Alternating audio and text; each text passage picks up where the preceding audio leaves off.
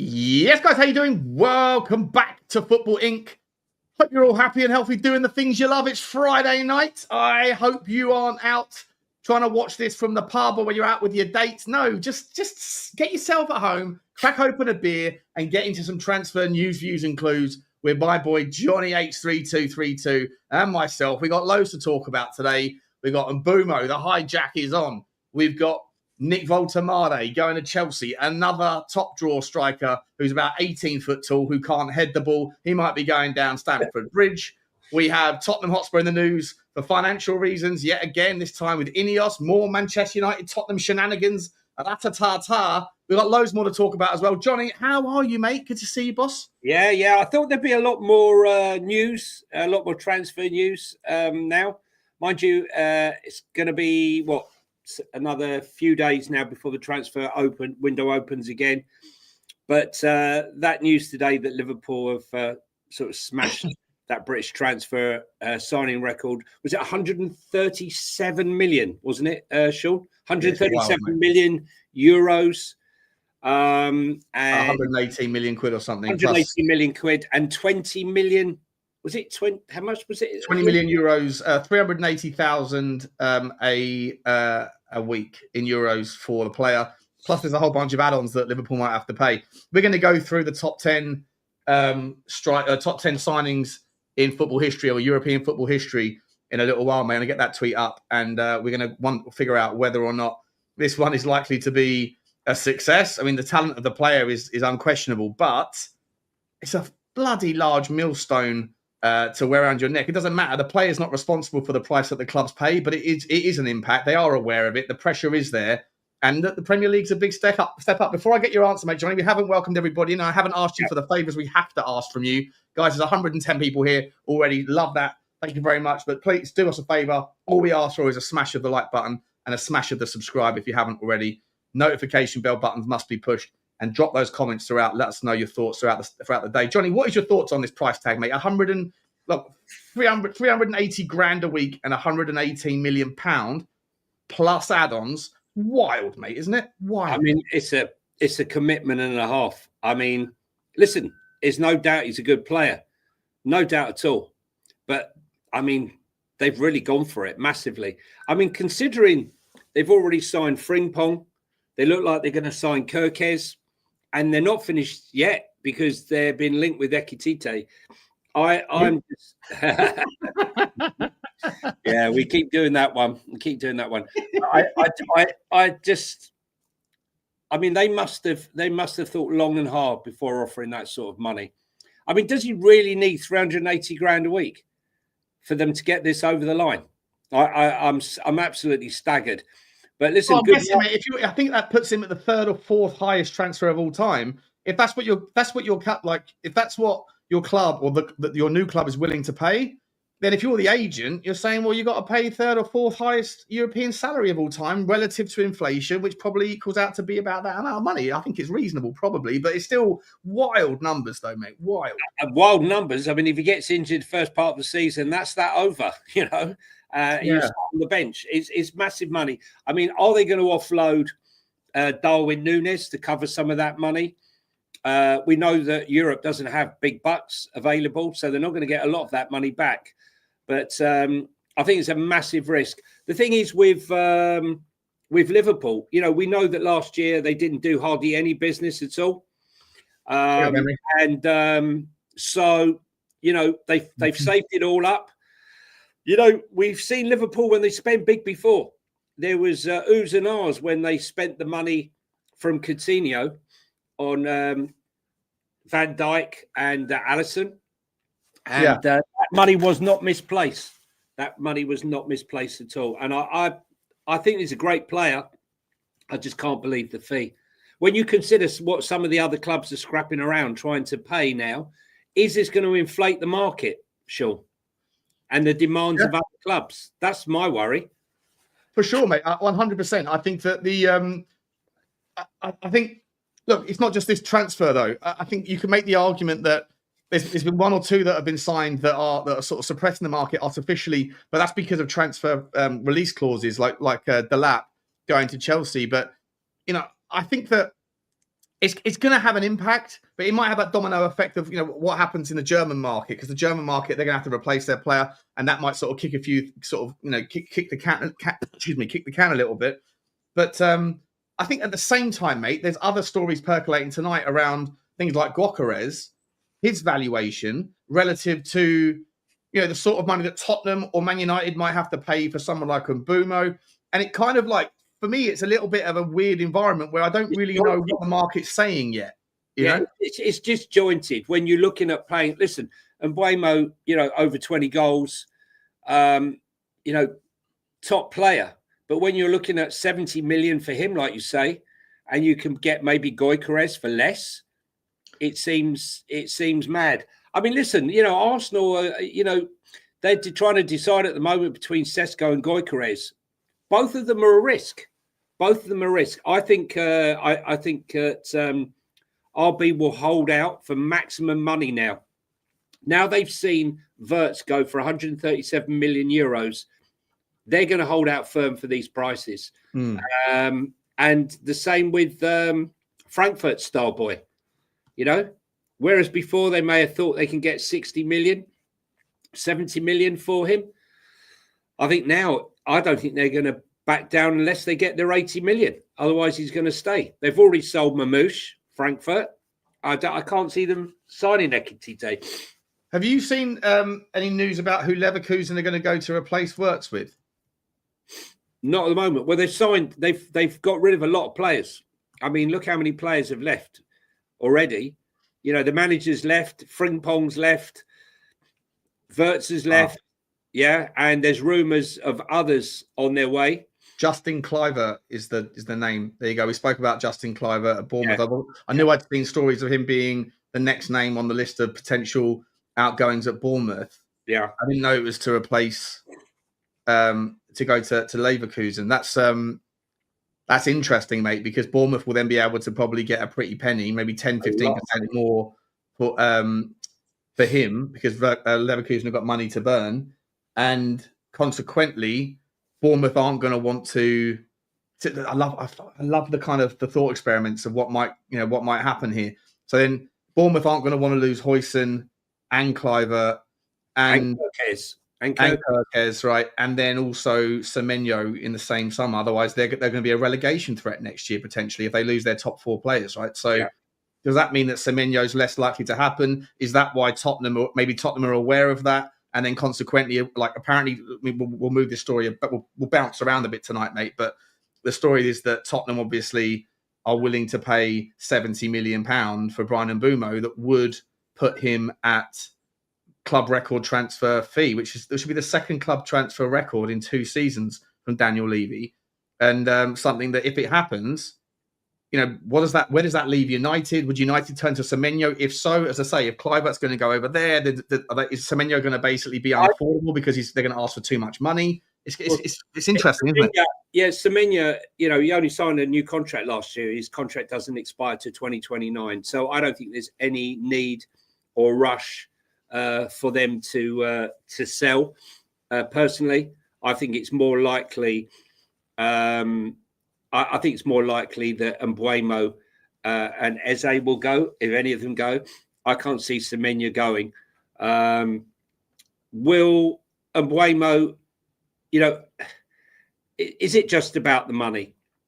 Even if they offer him parity at Spurs, whatever is going on at United is still a bigger club historically than Spurs, and still have the draw.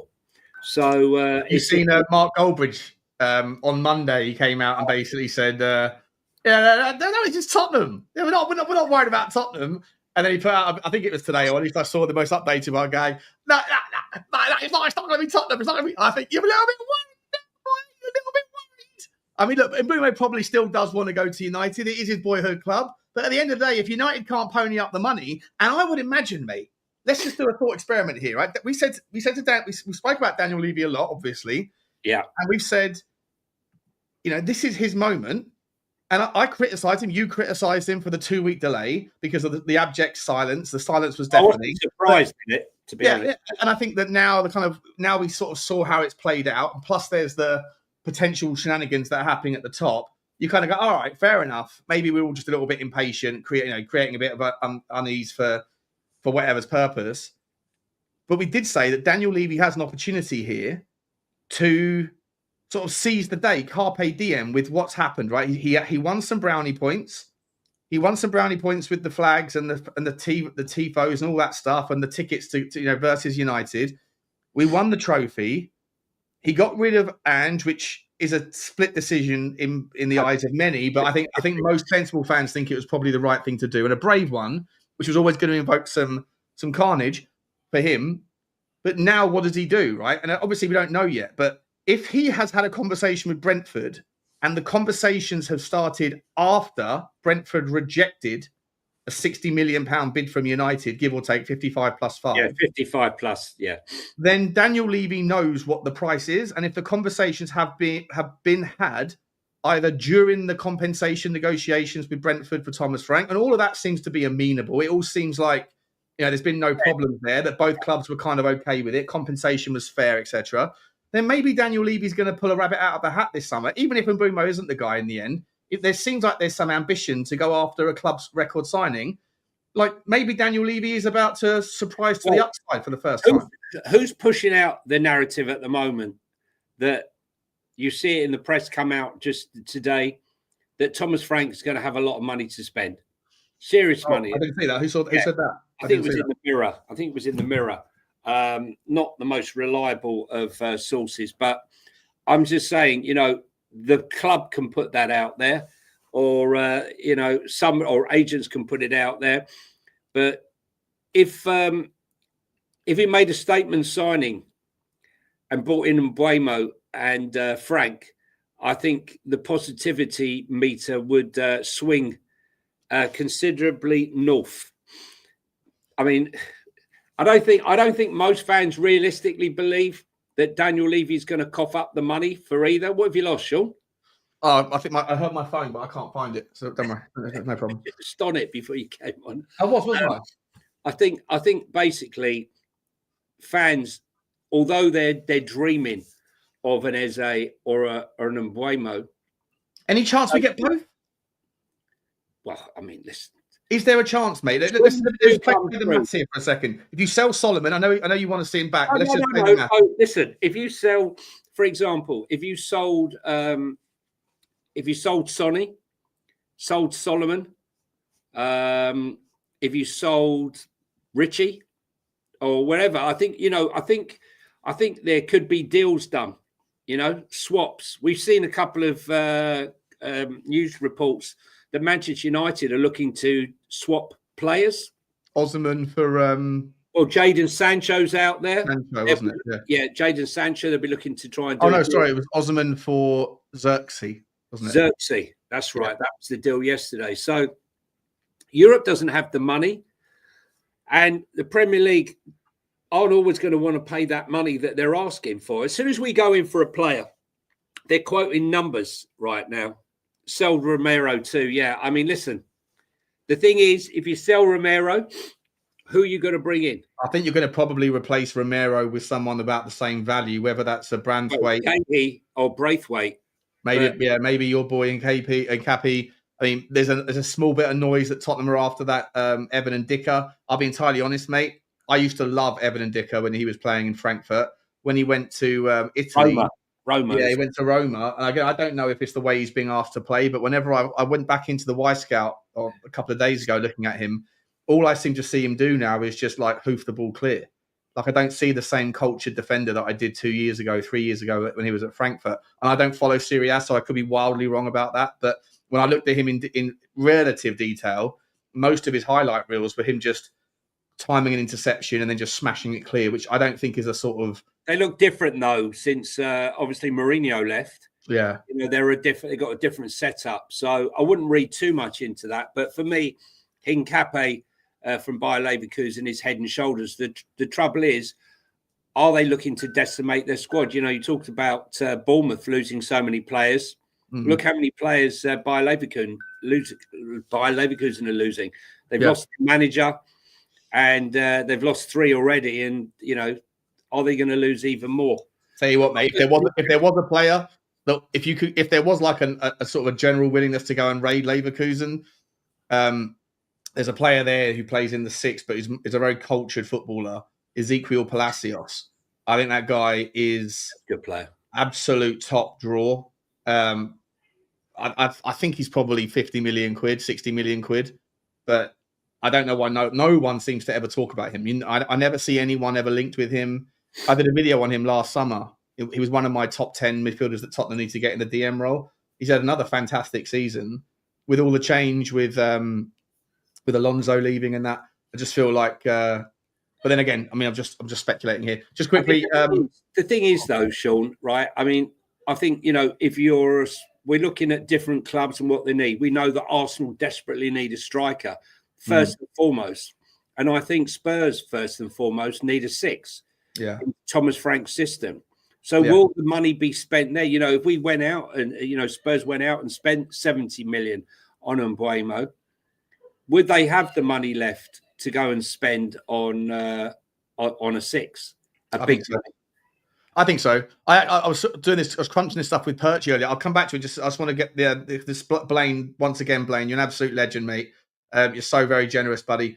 He's become a new member of the channel. I think you're our first member of the channel, Blaine. It's lovely to break the cherry on that one. Thank you very much. And then in 10 seconds later, he goes and gifts 5 Football Link memberships to 5 other people. So if you are a recipient of one of those 5, then please make sure you say thank you to Blaine, because Blaine is one of the most generous geezers around and absolute gentleman as well. So thanks so much, Blaine. I hope I know you were in Manchester this week for work, mate. I hope you got home okay and that you made some money or the sales calls went well.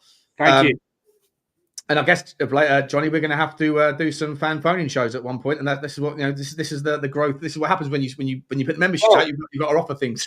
So what we're going to do, just to let you know, so when the season starts, we're going to do a score predictor where it's going to be myself, Sean, the fans, the people in the stream, the members. And so each week we'll come on, one of you come on and do your score predictions and, points for a win, correct score and so on and so forth. And we'll keep tabs throughout the season. Yeah. And whoever the guest is, they represent the fans. So every week will be a different, or every game week there's a different one. So yeah, a little bit of spicy content to get us through. But Johnny, just to go back to the story we're talking about regarding the money for Tottenham. And this isn't a Tottenham show, but this follows 500 people here, guys. So please smash the like, smash the subscribe. I think it's a record high live count.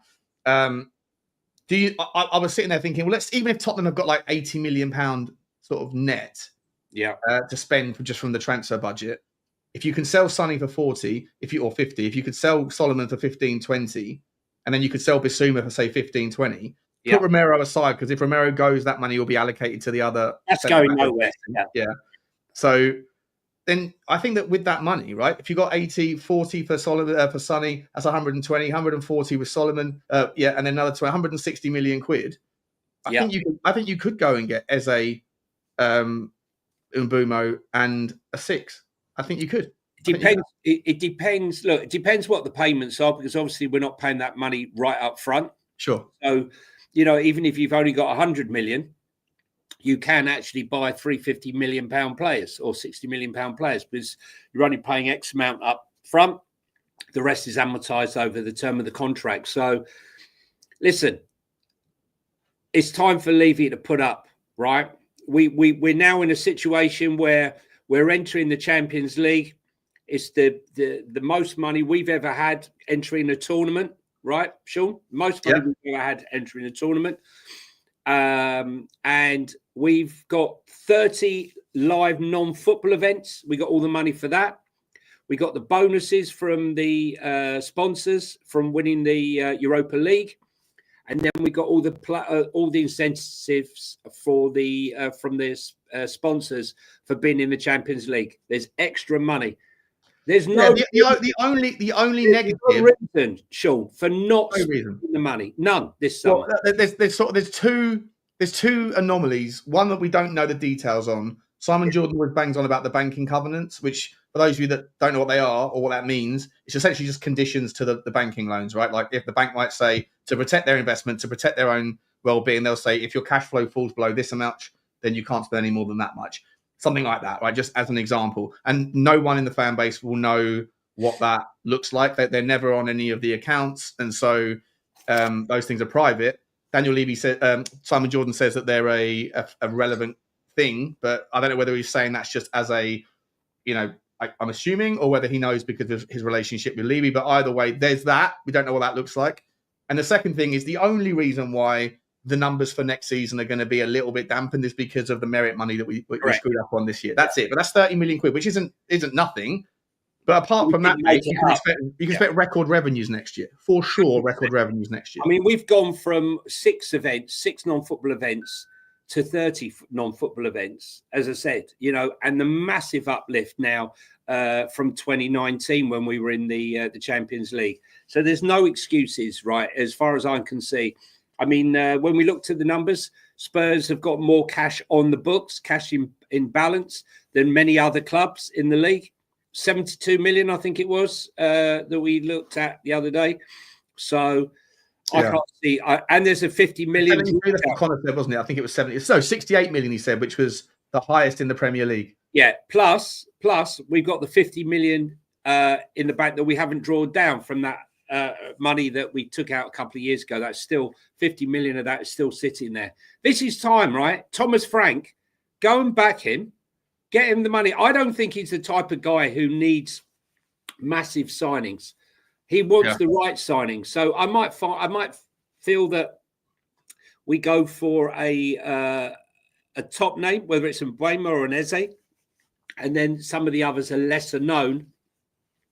But having run the data, they might be unremarkable in the signing. I mean, not many people jumped up and down when we signed Lucas Bergvall. No one did, really. I loved what I saw in the on the Y Scout, and I'll tell you what, I'll be entirely honest. I was messing around with it again this morning. Do you know? Well, first of all, what I was going to say is Victor Froholt gives me the same sort of vibes. Slightly different player, but same sort of vibes. But here's a name that will probably piss people off a little bit, and they'll go, nah. But statistically, assuming that what I'm looking for in a winger is something like what they are looking for in a winger, and who knows if that's the case. But me dialing things up and messing around with the filters, you know whose name kept coming up? Come on. Someone put it in the chat. Right here, where is it? I can't find it. Garnacho. Garnacho's stats for what Tottenham are looking for, and for what I think Tottenham are looking for in a winger. And again, what do I know? But Garnacho, it didn't matter how many times I dialed things up and played around with it. I was like, I'll ask for a little bit more from that and a little bit less from that, whatever. I was filtering them all out. They went from 800,000 players down to 10. And every time I was tweaking it, there was a slightly different 8 or 7 people. Garnacho was always there. There's only one problem. What's the one thing Thomas Frank says he doesn't entertain? Idiots, dickheads, yeah. Dickheads, right? Yeah. And when you're dyeing your hair blonde, when you're Argentinian, no, exactly. Yeah. Exactly. I hear you. I said it would piss people off. I'm just saying that, the stats. It's the stats. I'll tell you what. Tell them the one that I gave you the other day. That's more the one. The Swiss gives me an Ardon Jashari. That one. Yeah. Yeah, that guy's. I'll get that. Ardon Jashari, Matt. Go and have a look at him. He plays for Bruges. That's what I was going to say to you. Did you see that story? Antonio Nusa's going to Arsenal, maybe. Shut up. 100%. The story's out there. Nusa. He went from Bruges. He went to Leipzig. Became a little bit mid. He still had good numbers. Don't get me wrong. Still had good numbers, but next level up. He was doing it, but. Well, Thomas Frank wanted to sign him, right? He spotted him. The numbers came up. Data showed him up. He went there, failed the medical, and they pulled out the deal. And then he went to Leipzig 2 weeks later, and he was. As I say, I don't know. I was watching some fan content, and a lot of people in the chat that had sort of German flags or whatever in their name were saying, "Oh no, if you watch German football, he wasn't that good at Leipzig last year." But this is this guy Ardon Jashari, mate. He's I know you told me about him. So he's where is it? Here we go. Oh, look at this Ardon Jashari. You on the screen? No, not at the moment. Not at the moment. There he is. He's on the screen now. It's Right. just, I mean, plays out in Switzerland, doesn't he? Oh, sorry, plays for Bruges, but he's Swiss. Club Bruges. Yeah. So this guy was given to passed on to me by a Swiss friend of mine, and I looked into him, and he said this guy is unbelievable. Now I hadn't heard of him, I must admit, beforehand, but over the last couple of weeks, I've been doing a deep dive. It's this one, mate. This one is just insane. Right? Carries. Look at this. Look at the carry. The ball 73 times in a game, right, as a central mid. 73 times, which is in the top 11% anyway, across Europe. Yeah. But of those 73 times, 70% of them, he turns and runs with it. I mean, one would think by looking at those numbers that he's a greedy and he doesn't pass the ball. His passing, I think, when I looked into him on the Weiss game, I thought his passing was the best part of his game. His passing, he's long, but yeah, you would think the amount even his through passes, his little threads that he does, where he can place it through 2 or 3 legs.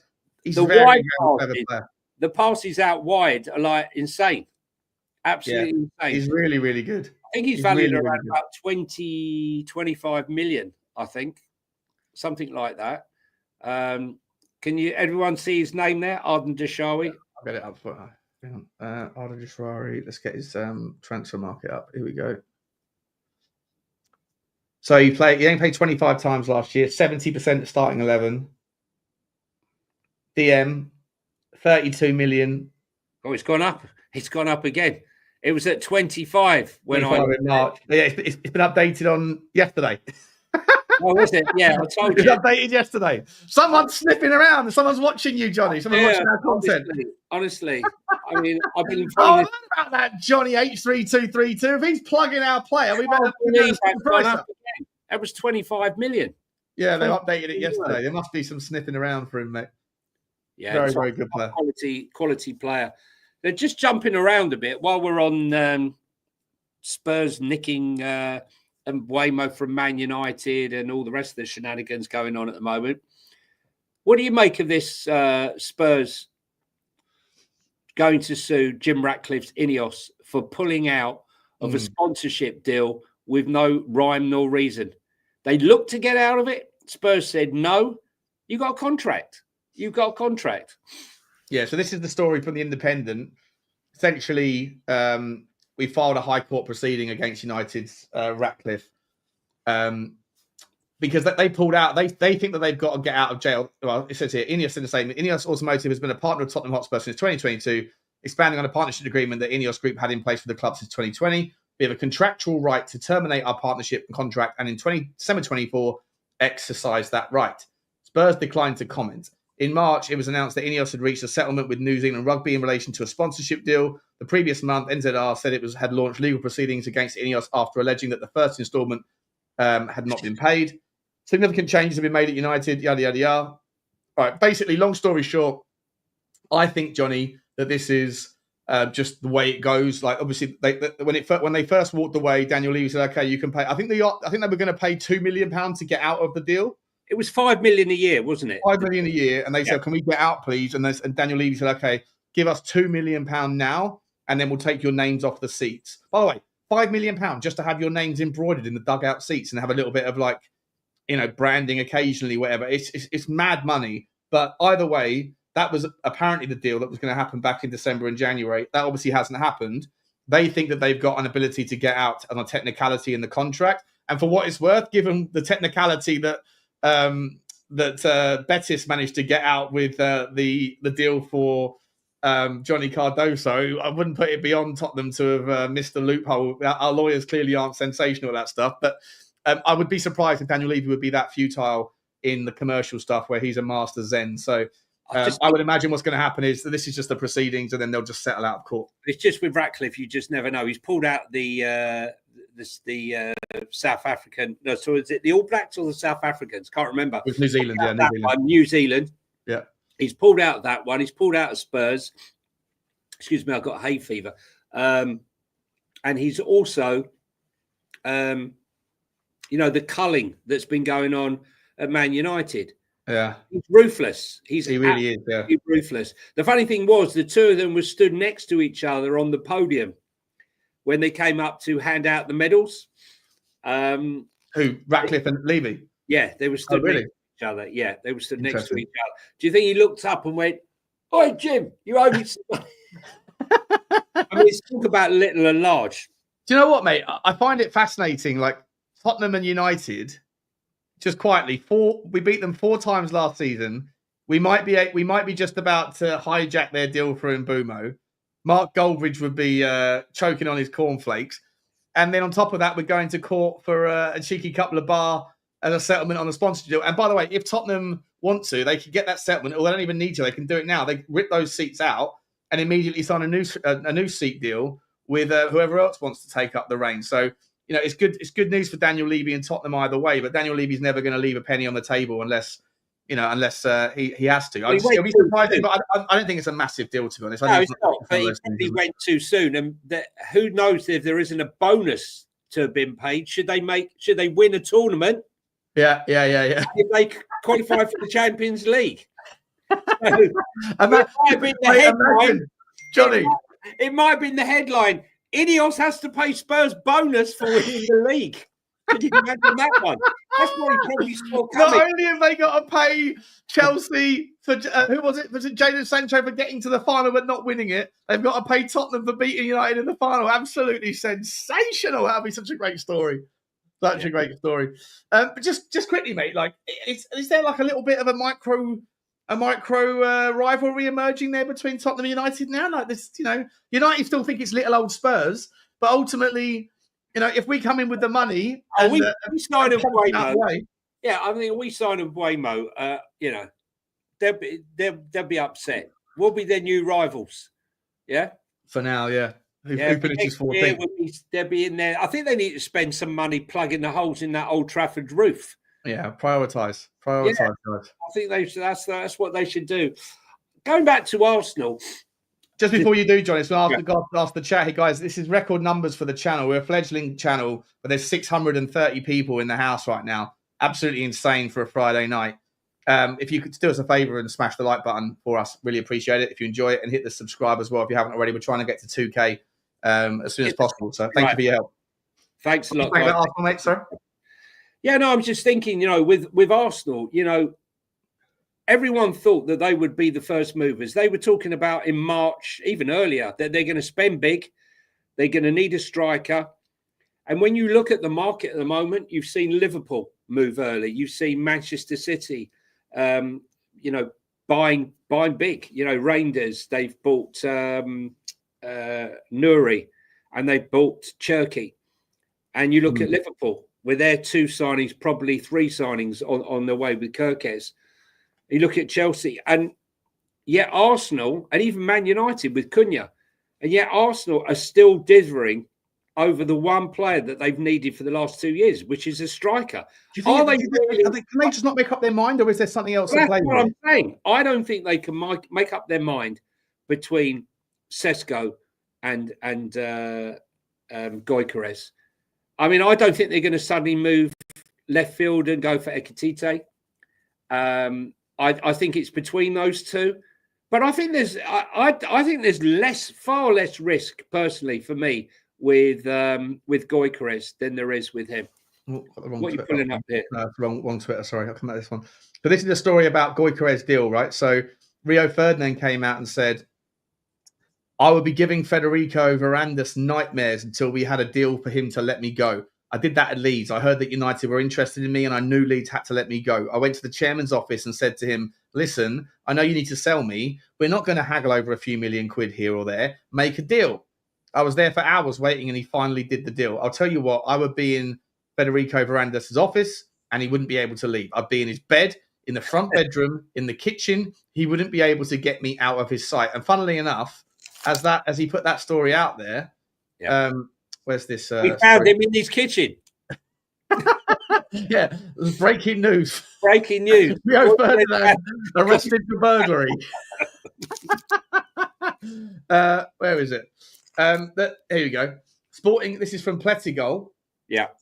Sporting have given Victor Gyökeres the assurance that he will be allowed to leave for 60 to 70 million euros this summer, which is less money than Brian Mbeumo is going to cost, mate. Less money than Semenyo. Less money than less money than Dominic Solanke, for crying out loud. So, like, what's going on? I wanted to get him last year. I mean, like, this is he just has that Harry Kane sort of vibe about him. When everyone says, "Yeah, he was good last year, but he was playing for Coventry.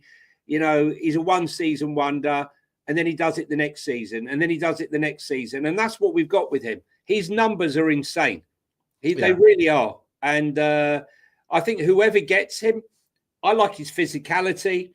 It's not just his goals. I think he offers a lot. I think he'd play very, very well in the Premier League, and I think he'd do much better in the Premier League than he would do, say, in Italy. I think he'd absolutely smash it in Spain. But I think one of those players, mate, where if you give him the ball, he's gonna eat for dinner, right? He's never gonna. He's like you said, mate. Like, he's done it whenever he's been asked, you give him the ball, he sticks it away. It comes naturally to him. And who is the team in the Premier League who creates more chances than anyone, but that doesn't have someone to finish their dinner all the time? Yeah. Like, if Arsenal get him, surely that brings them back up into the conversation, because right now you're looking at Liverpool and what they're doing. And like I say, I personally think that it's far too much money. I know my boy Henry says, it's nothing. Is this guy's world class? Maybe, but one injury, like if he does his Achilles, or I'm not wishing it out or even trying to put it out there into the You're talking about Wirtz. You've got Wirtz. You've got to replace Trent with one of the best right backs, most attacking. He's a different type of right back, Frimpong. But they're going to get Gyökeres to replace Robertson, long-term replacement for him. If they can find the replacement, if they can get Ekitike and replace Darwin Núñez, and then they may be looking for someone to replace Luis Diaz, Liverpool have almost got the perfect team, right? And so they've got a wonderful coach. Yeah. And then you've got Manchester City. What City are doing now? City have also just taken Liverpool's. I forget the guy's name. Is he the performance guy or the assistant manager? Well, one of the backroom staff that knows all of the secret sauce at Liverpool. And City are just spending, 400 million quid they spent since January? So City are coming back fast. Liverpool are going to be there. If Arsenal don't get Gyökeres or Sesko, I don't know where they go that can close the gap on what Liverpool and City are doing. Whether do they go, this is the thing, is I don't know whether it looked like at one stage Saudi were coming in with a massive bid for Sesko. Then Chelsea came in for him. But if they do miss him, are the other ones that are left over, like a Victor Osimhen, or are they? I don't think Osimhen's an Arsenal player, is he? I don't think. No, I don't think he is. I mean, I'll tell you one player who'd love to be at Arsenal. That's Ollie Watkins. I mean, he keeps. Ollie Watkins needs 9 shots to finish one. Well, listen, he wouldn't be my choice, but what I'm saying is that our Arsenal dithering so much at the moment. They'll be left with the scraps. Yeah, they seem to be spending all their time trying to get Zubimendi over the line more than going for a striker, and it's baffling. Yeah, just the same as Spurs need a 6 first and foremost. Arsenal need a striker. Manchester City, I think they've cured a lot of their positions now that they had problems with. I mean, if you were looking at, I'm just trying to see, if you're looking at Villa now, I said looking at Man United, should I say, sorry. It's all very well them buying this attack, but quite honestly, their defence is a shambles. Lindelof, Maguire, the goalkeeper, I mean, Anana is a calamity waiting to happen. They desperately need a goalkeeper. And the clubs aren't seeming to go right at this moment so far, being linked with the targets in the positions you think they should be targeting first. None of them. We'll come to the defence thing in the mix. I think there's lots of shenanigans, or not shenanigans, there's lots of things that can happen in there. I think there's a domino effect. I don't think that there's that many centre-backs out there that are going to be... Like, there's quite a few clubs that are going to need centre-backs. Yeah. And there's not that many that are on the market in all likelihood. There's Diamandi's probably going to get a move. Obviously, Romero might get a move. And we'll come to that the side of the game. Just to finish off the top end of the pitch, Vlahovic is looking like he's going to Milan, but there are rumours out today that United have also had a conversation with Vlahovic. They're also obviously trying to talk to Ekitike, but Liverpool look like they're sort of dead set on that one. Again, we're saying the same names all day and every day on this show, mate, because it feels like for the first time in years that there are as many good name strikers out there obviously different levels between them. But like we haven't seen anything on the Jonathan David deal. You right, mate? Yeah, no, I was just looking at my son's gone. He's put on there thoughts on Cyril Deserves going to AEK Athens. I'll get back to you on that one, mate. We'll get back to you. We'll get back to you there. I just say we did all football. Yeah. Within reason. Right, come back to us. Send us the stats on that one, Brandon. Yeah, thanks, Brandon. I wonder whether or not. And the last big name, obviously Nick Woltermade, right? Nick Woltermade is not a name that doesn't come with the same kind of like ratatata as like a Gyökeres or a Sesko, but incredible player, bangs them in over in Germany. 6'5", I think he is. Terrible in the air. It's very strange, but he's going to Chelsea, maybe. And that's the name that most people aren't talking about. If Chelsea go and get him, then then Chelsea surely are done in the striker market, right? And then they're trying to then find a new home for Nkunku and maybe Nicholas Jackson. I mean, there's a lot of movement going on, a lot of people talking with a lot of different clubs, but no real, no one played here yet.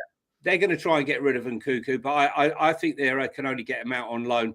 Nicholas Jackson, whilst he scores goals, he seems to need 20 games, 20 attempts, to score. So I'm not so sure personally. He seems a strange signing. I mean, how do you go from Sesko to this guy? Who Nick Woltermade? Yeah. He's a class player, maybe, but he's not got the same gravitas, but then neither does Liam Delap. But you wouldn't say that. Delap, you can see he's a throwback. Liam Delap looks like he's tailor-made for the Premier League. Absolutely tailor-made. Thanks for the super chat, Paul. Yeah, thank you, Paul. You haven't said anything, mate. If you do want to put in a comment or something, buddy, then just let us know. You haven't got to put it in again at the super chat. Just put it in and I'll bring it up. Thank you very much for the super chat, guys. Really appreciate it. 660 people here, guys. We're almost at the 666, the devil, the sign of the devil, the monster that we need in the six.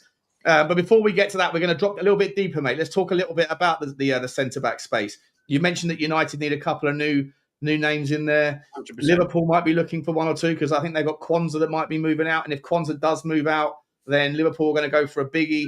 Do we know what Mark Guehi's destination is yet? Is he going to Newcastle? Is it Liverpool? What's going on with the Guehi story? Do you know? I think Mark Guehi will see out his contract to the end of the season. I really do. I think with 1 year left to go, it makes no sense for him signing for 70 million that Palace are going to want for him. It means his negotiation for his contract is harder to sort out. I think he'll go the full season with Palace and then go on a free or sign a pre-contract in January overseas. I can see it. I mean, he's good enough to go to Bayern Munich. He could sign a pre-contract with Bayern Munich in January. I don't see him leaving now. If I was his agent, I would be saying, stay where you are. And the world is your lobster, even if it's your oyster. What do you think about the sort of centre-back market? I'm going to share this tab. This is the most. Where's that David Hanko? Huh? Hansko's going over to Saudi, I think. Yeah, a real shame. He's not top level. He's not top 10 in the world. He's not one of these guys. But just looking at this list, this is obviously market value filtered. I wonder where Christian Romero is on this list. Number 16, valued at 50 million euros. What about Gleison Bremer, Juve fame? Is he gonna finally get away from Juve, or is he happy there? I've always Bremer's also with CAA. He is, yeah. He's with CAA, so good chance of him turning up. Now, where's Hincapié for me?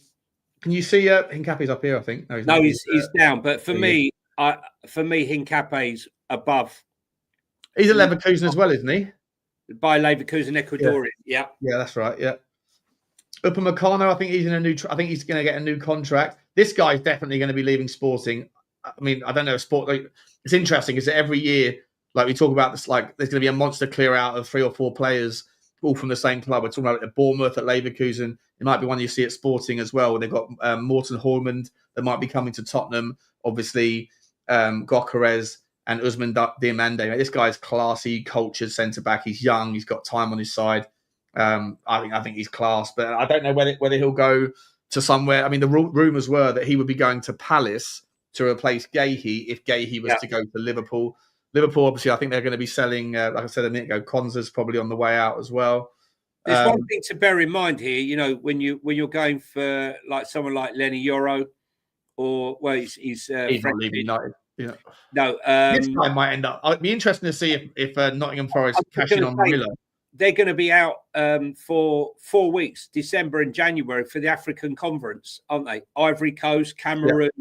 Yeah. So bear that in mind, and that's still while the Champions League's going on and a very busy Premier League fixture list. So, you know, be careful who you're signing. If you're heavily laden with some Africans, you're going to be missing even more. Well, that's one of the reasons why people. I mean, even if it doesn't matter whether Tottenham were to go after, or Man United, or whoever else were to look at one of the two of Mbeumo or Semenyo. Yeah. I mean, Semenyo's Ghanaian, so they're not in. They're out. They're out. They didn't qualify for January, but Cameroon not. The African Cup of Nations is every 2 years, isn't it? Not every 4 years. Is that right? No, it's December to January, and then they go there 2 weeks prior to the tournament. So you're looking at probably going around about the 10th of December and coming back the end of January. Yeah. That's not good. Probably missing 2 to 3 Champions League games, maybe 2, depending, because there's a break, isn't there, for the Christmas break. But he's going to get a move as well. Hato at Ajax. He's class. Very good player. We've just seen, though, some of the old Ajax players, you know, struggling. I mean, De Ligt, he's looking really leggy, right? De Ligt United? I thought he had a good season this year. Oh, I you know, he went to Italy. You think if you're gonna be a top defender and you go to Italy and you can't hack it there, where it's not exactly fast pace, I'm surprised. I think he might struggle in the pace of the Premier League. I always thought he was a very good defender. I think we're going to have a lot of movement, especially if someone like, as you said, Romero leaves. I think half of the fan base, no way, and half of the fan base just get rid and get whatever you can for him. But that value on transfer market, 50 million, I don't think anyone's taking. No, 100%. Sorry, I thought we were done with the striker market, but this story I've just seen, 6'4" monster Villarreal striker Tierno Barry going to Everton. Maybe this is from the Times. If that's the case, does that mean that any interest in Richarlison is probably fake, false, and not going to happen? There's nothing to see there. Yeah, no, I would think that, you know, the only deal there would be for Richarlison would be like a swap, say, with Braithwaite. Yeah. What, for who? For Richarlison? Yeah, I mean, because Spurs would be looking to do a deal if they're interested in Braithwaite and they're interested in Richarlison. But that would mean we only had one striker, which would mean we had to go into the striker market. Well, unless you can get Mbeumo. Mbeumo can play up there, can't he, in a 2? Yeah, he can. But there again, if Solanke goes down, do you really want Mbeumo as your only striker up front? So that's what I'm saying. You can't be lightweight on there. I think if you're going in the Champions League and you're going in the Premier League, you need 2 strikers minimum. Yeah, I'm just saying that this story here, though, that the fact that Everton are looking at Tierno Barry, then if they're going to go in that direction, yeah, that would negate. I love that. He's 6'4" tick. They call him Barry. And the funny thing is, I mean, he is such a David Moyes signing, isn't he? Reminds me. I don't know much about him. I don't know. I've heard he's a power, like a monster, like a bit like Moyes Keane, but I don't know. I've not seen too much from him, to be entirely honest. He's such a. I mean, just looking at him, you know that he's a what's the name player, a Moyes player. Do you remember Fellaini? He used to be a big lump.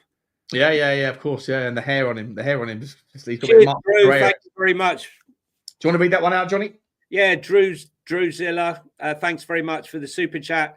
If Palace are really prepared to risk losing Gahey on a free next season, do you think they'd be more likely to cash in on Eze Walton this summer to make up for getting her back on Gahey?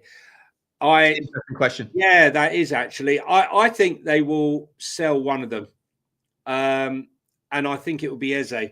I mean, if I was in Dreamland, I'd take Eze and Walton, but they're not going to sell both. The money would be ridiculous. I mean, the fact that we could have bought him the January before for just over 20 million. Dougie Freeman saw the value in him straight away. I was a big fan of his when he was at Blackburn, but I never really thought that he would kick on as quickly as he did. But the fact that Glasner got hold of him and lifted him up, I think Eze will be the one. I don't think they'll let Walton go. But they'll make it difficult for Eze to get out. They'll make him pay the full whack. There'll be no favours.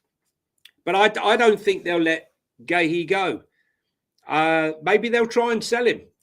But for Gahey himself, they're going to want... I mean, Spurs reportedly offered £70 million. I don't think they would take less than 70. Even with 1 year left on his contract, you'd think that they would haggle and you could maybe get him out for 45, 50 with the risk that he could go for nothing. But I think the player will stay put. He's only got to stay put till January and sign a lucrative new deal. So I think that's what will happen. Drew, mate, thank you so much, man. Very generous to you, buddy. Really appreciate you guys. In fact, the numbers today have been absolutely insane. Really appreciate all of your support, guys. I mean, Johnny, we usually stop on the hour, mate. We can carry on going for a little bit longer if you fancy. I've got a few more stories for you. If you're here, guys, and you're here for the first time, please can you hit the subscribe button? It helps the algorithm. We're trying to get the account up to 2,000. So if you can do that, that'd be fantastic. Ansu Fati. Mate, sorry, there's a double story here, right? So AS Monaco, their owner, I think his name is Dmitry Rybolovlev or something. It's a really hard name to say. Like Russian billionaire who made his money in fertilizer. Is that what they call it? Yeah. It's a shit business. He's been trying to get his he's been trying to sell the company or sell the club for a while.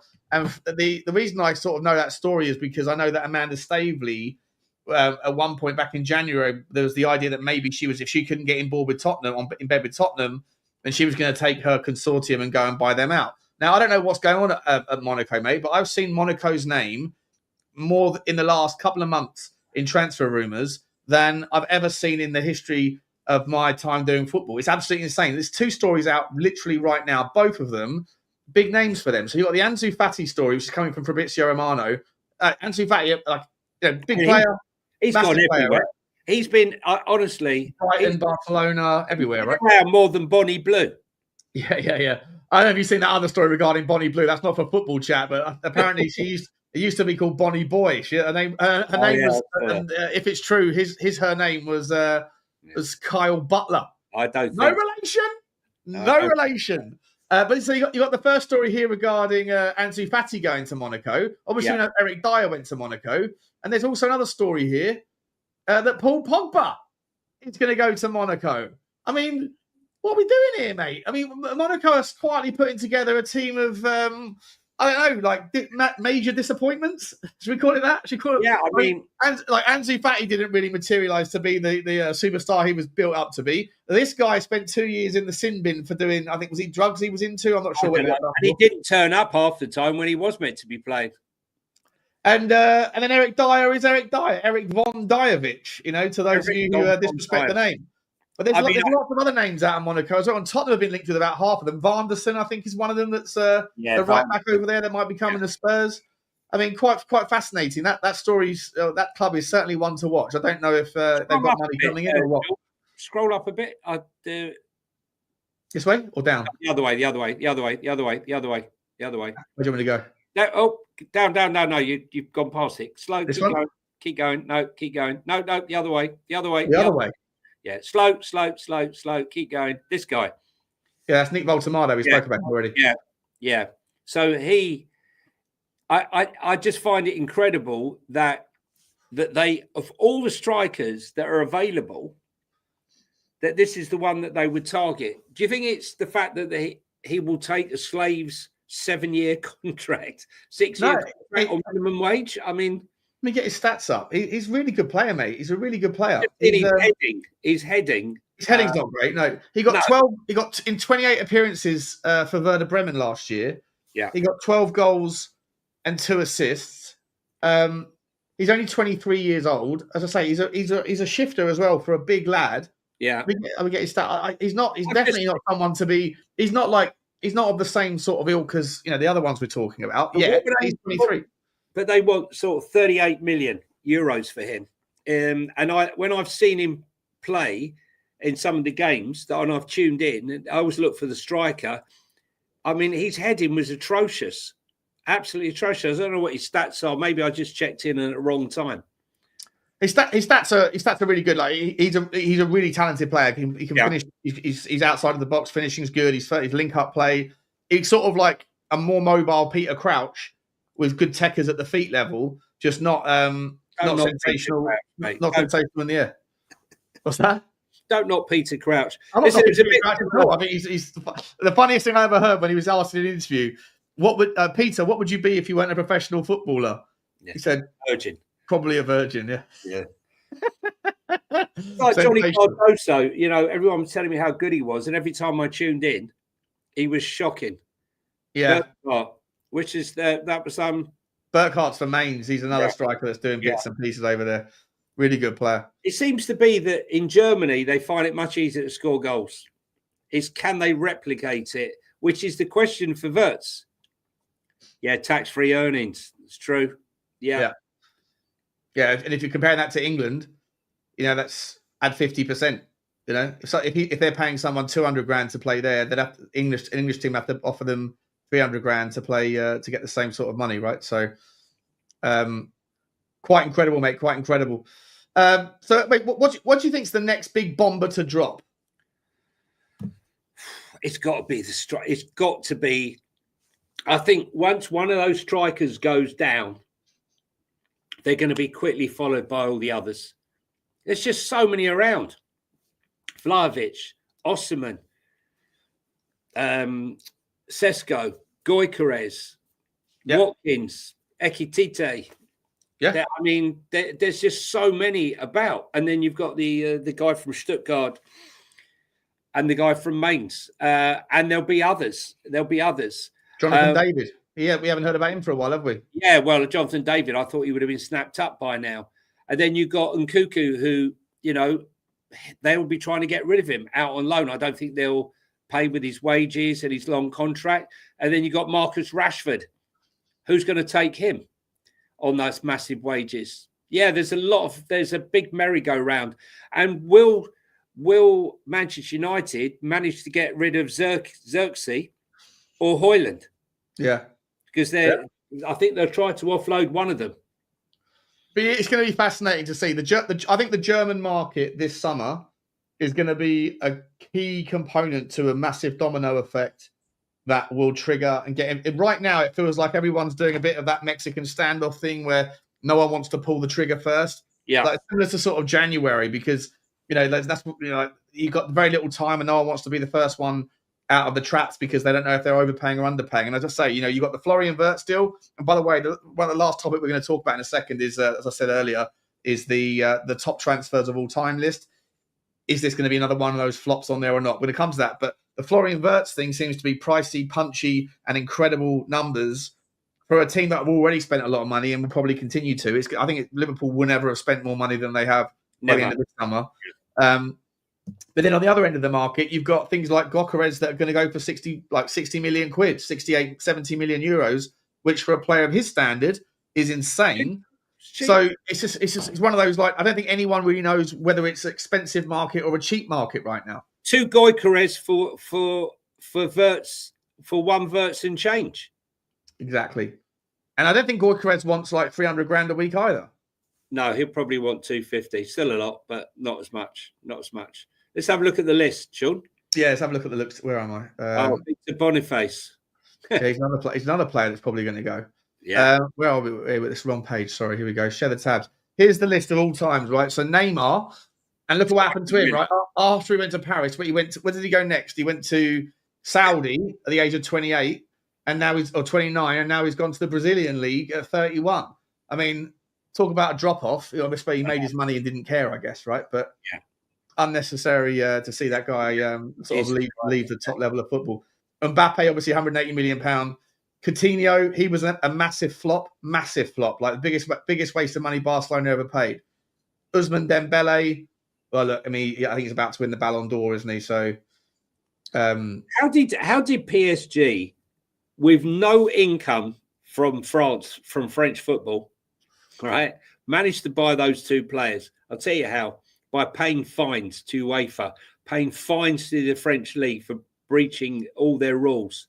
Yeah, it's cheaper to pay the fine than it is to pay to do the crime, you know? Flop, João Felix. João Felix, another flop, right? Enzo Fernandez. I'm sorry. He's becoming a good player, but 120 million euros worth of value? No chance. Not for me. Eden Hazard. Well, it was great before he went to Real Madrid. Yeah, basically. Antoine Griezmann. Don't think he was worth 100. He's still a top player. Don't get me wrong. Great player, but nowhere near that value. Nowhere near that return. Jack Grealish, flop. Sorry. If he comes to Tottenham. One season. Cristiano Ronaldo goes without saying. Declan Rice is a success. Yeah.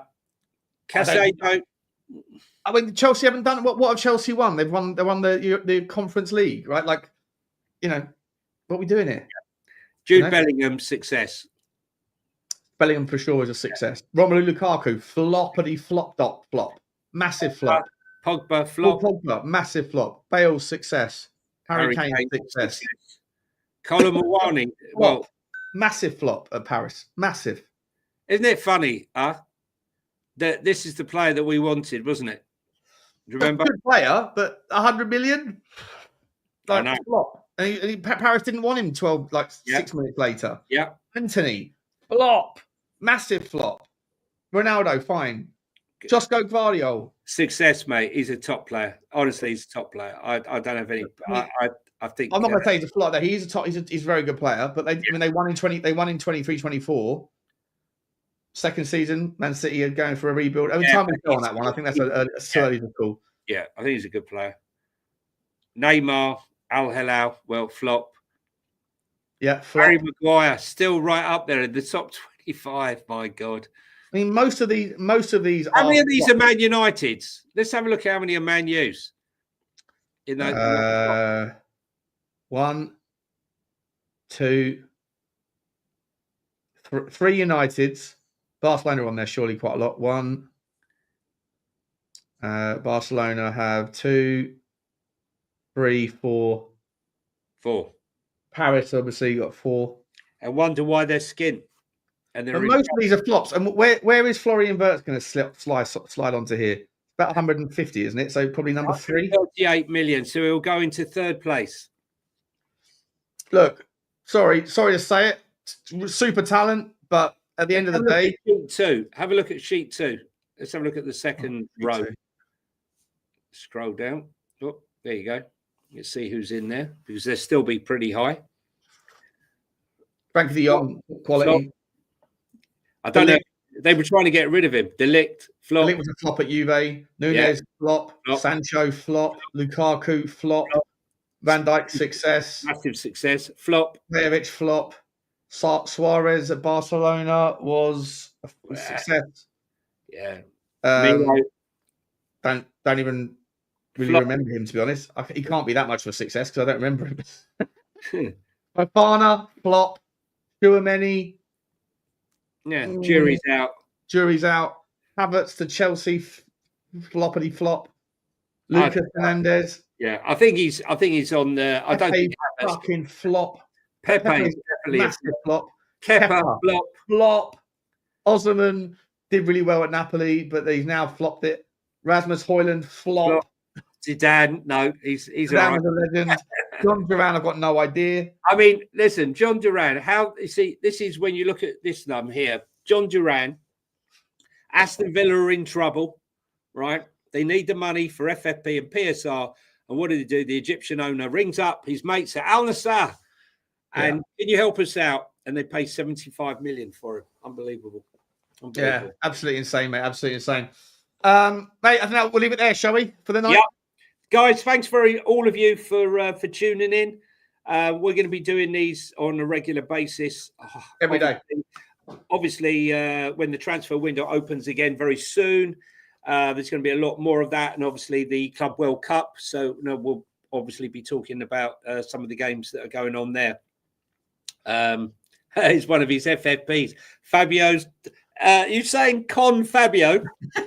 We're involved in that one. Sir Con Fabio to you. On your way out, good housekeeping, guys. On your way out, when you put your shoes back on, when you leave, if you could hit the like button and the subscribe button and leave us some comments, it helps the algorithm and helps us grow. Sorry to nag, but it's what we need to help the channel grow. Thanks very much for listening to us both, Nataron. Appreciate you both. Appreciate you all.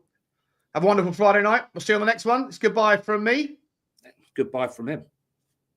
Ciao.